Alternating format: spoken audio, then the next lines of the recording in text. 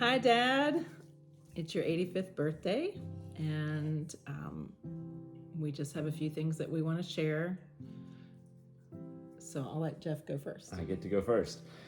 Yes, so Dad, I just wanted to say probably one of the sweetest things, there was a lot of awesome things, but one of the sweetest things was you're sharing the passion of archery with us. The fact that you made time for that is really huge, and it meant a lot to me.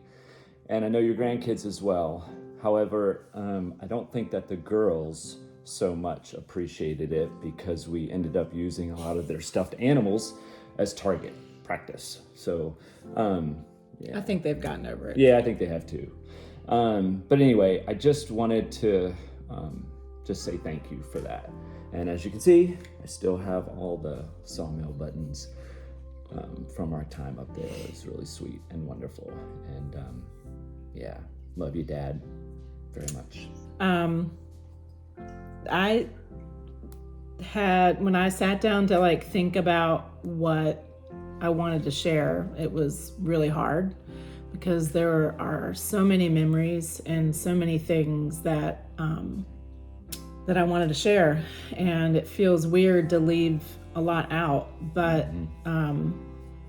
so what I ended up doing was writing a poem, and I am not a poet, but it just felt like the easiest way to kind of have a stream of consciousness, so to speak, as far as thinking about how to express what I feel when I think about you and the influence you have been on me as my dad.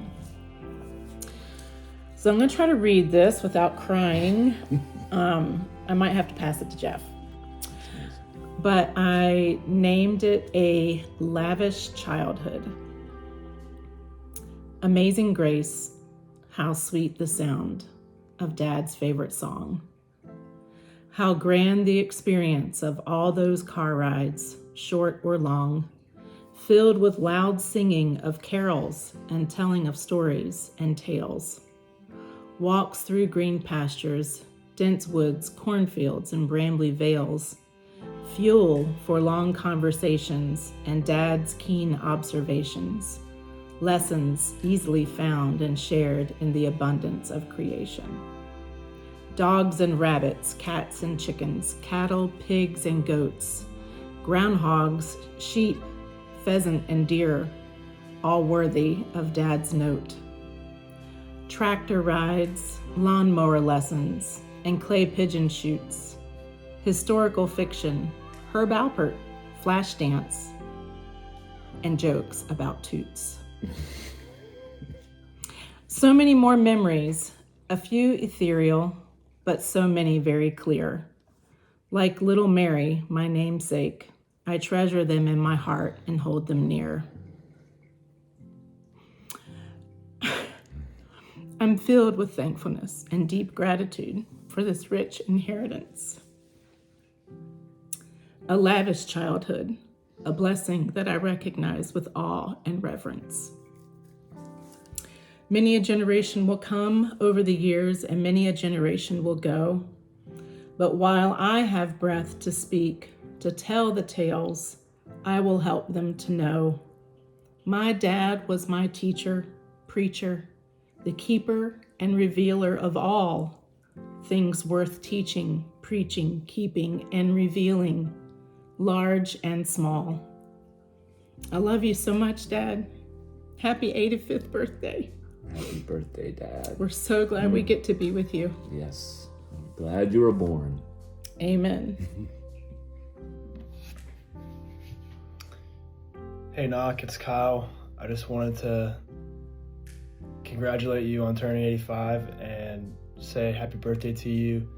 One of my favorite memories we have together is you teaching me how to shoot my first gun. That 22 that you bought me, still love shooting it. And I would say another great memory I have is you coming to all of our football and lacrosse games and screaming, "All right!" at the top of your lungs. Love you, Knock. Happy birthday, Knock. I hope you have such a wonderful day with all of your friends and family. We all love you so much. Hi, Knock Knock.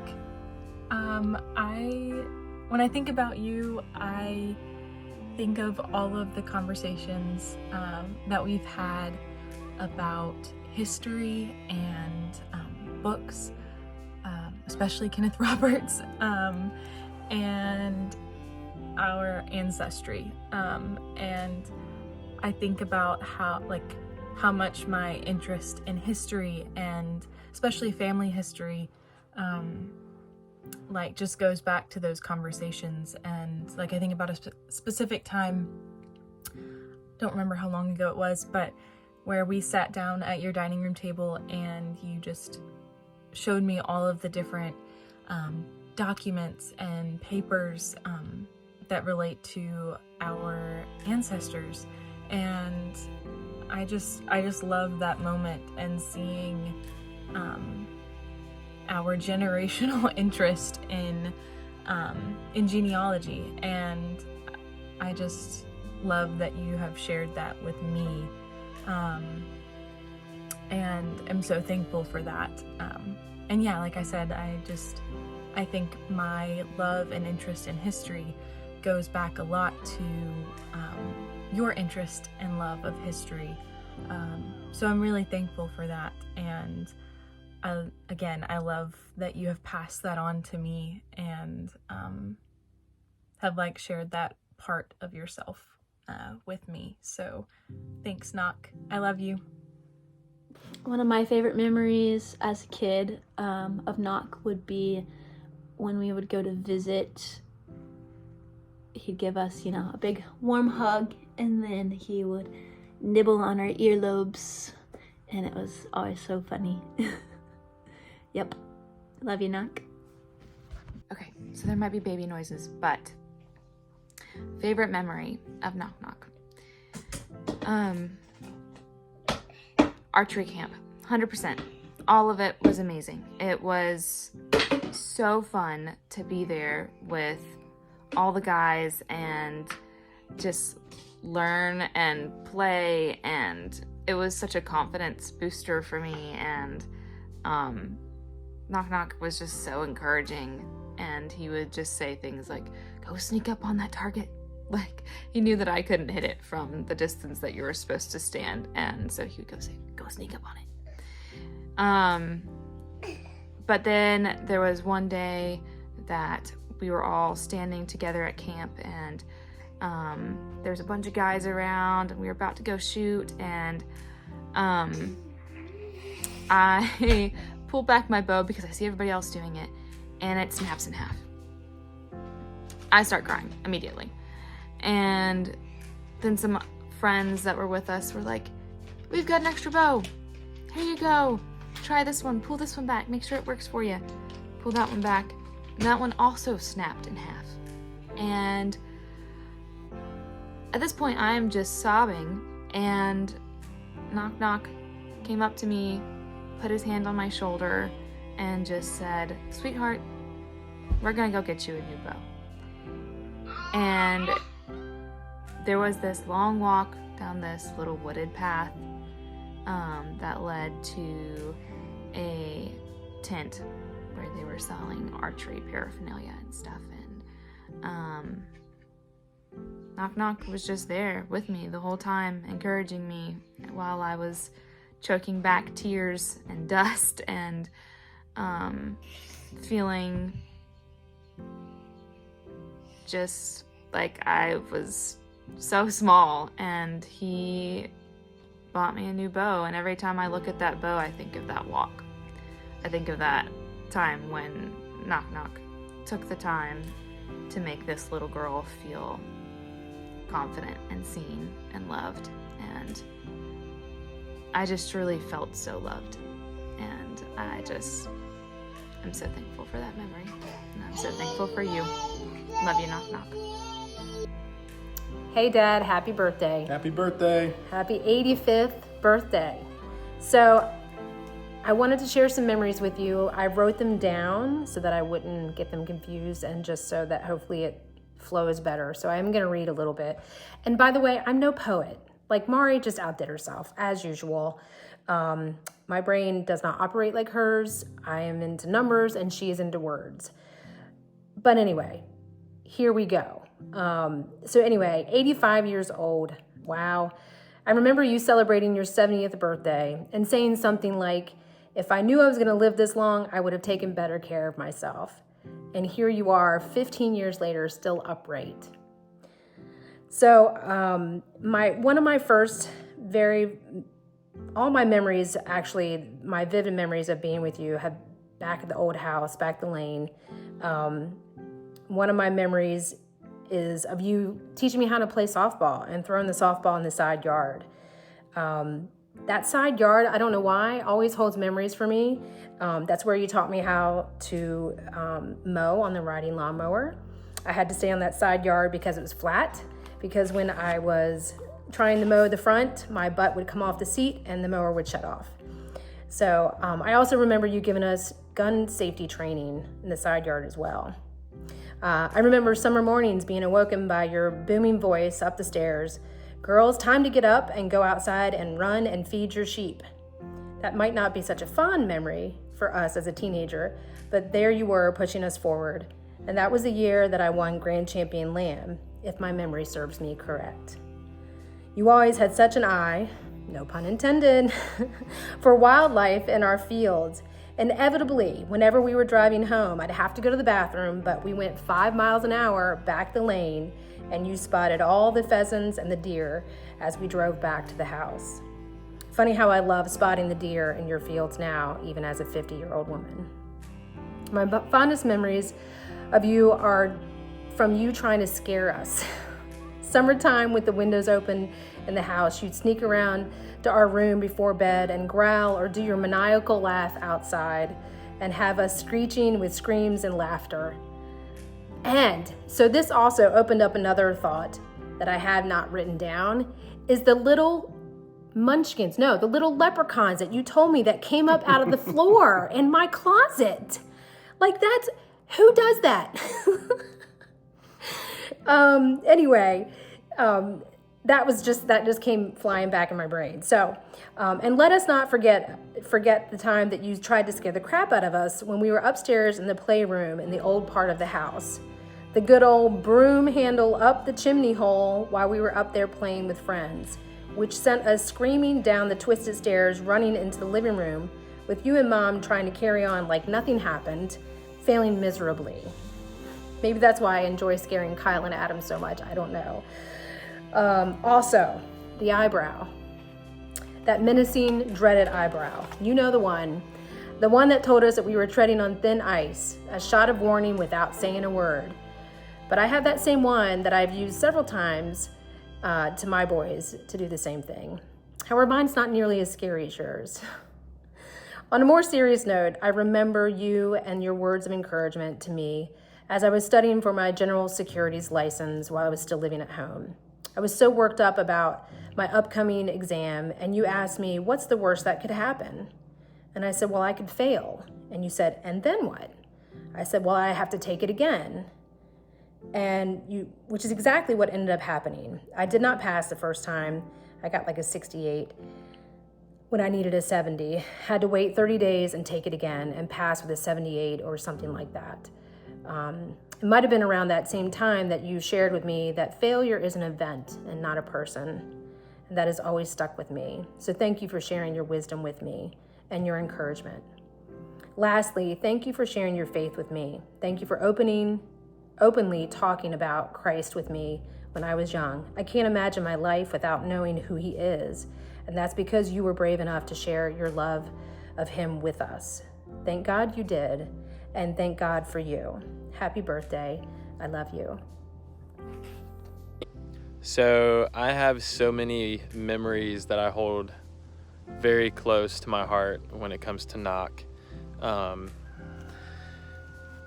You really shared a lot with us, and I don't know, I really appreciated how much you love to create, and it just seemed like every time I was there you were creating something, whether it was like working with leather or I remember going down to the basement with you, and you would be making a leather arrow sheath for archery, and or even making arrows with you was so fun. Going down in the shop and just putting the arrow on the little spinny thing where it spin the arrow, and then we would put the markers on the arrow, and it would make like all the circles around it. We could do the art on the arrow.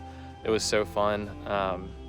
Those are just those were really good times. And then also with firearms, you know, with guns and shooting, like, I don't know, just really, I really appreciate all the time that you spent teaching us and being thorough. And then also another memory too, I guess, would be watching the Redskins play the Lions only 4 months ago, and beating the Lions. That was so fun to be able to experience that with you, watching them play in the playoffs, and that was just such a good memory. And I would never trade any of that for anything in the world. Can't wait to make more memories with you.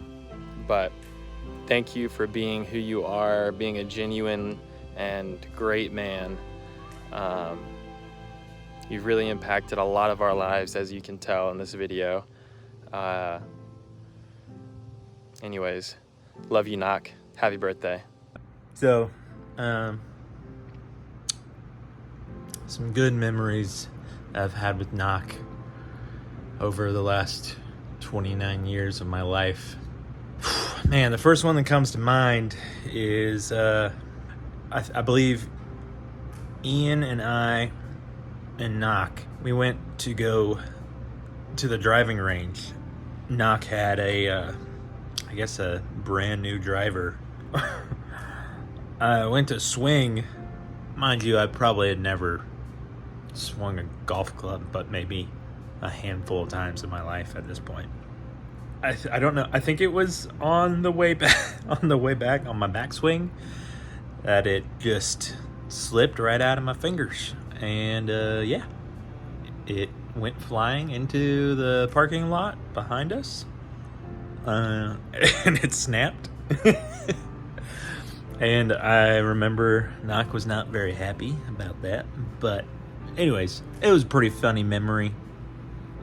You know, I was just a kid and did something kind of silly, but yeah, that's a memory that comes to mind. Another one would be a classic. It was just when I was just a little kid, maybe Liam's age, come knocking on the basement door of Knock's, basement, and Knock would be like, "Who's that knocking at my door?" And yeah, anyways, hence the name Knock Knock. Anyways, you're awesome.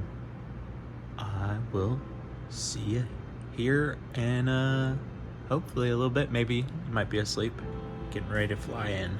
So anyways, love you. Bye. One of my favorite memories with Knock is that when he would come to me and Kyle's youth sports games, we wouldn't always get to see him before the game because we'd be busy warming up, and so we wouldn't always know whether or not he was there. But as soon as the game started, it was easy to tell that he was there, because he would always be cheering louder than everyone else for me and Kyle. Anytime me and Kyle would make a play, you'd always hear him yelling in the stands, "All right!" And so that was something that always remembered about those times, and that I look back on fondly of him.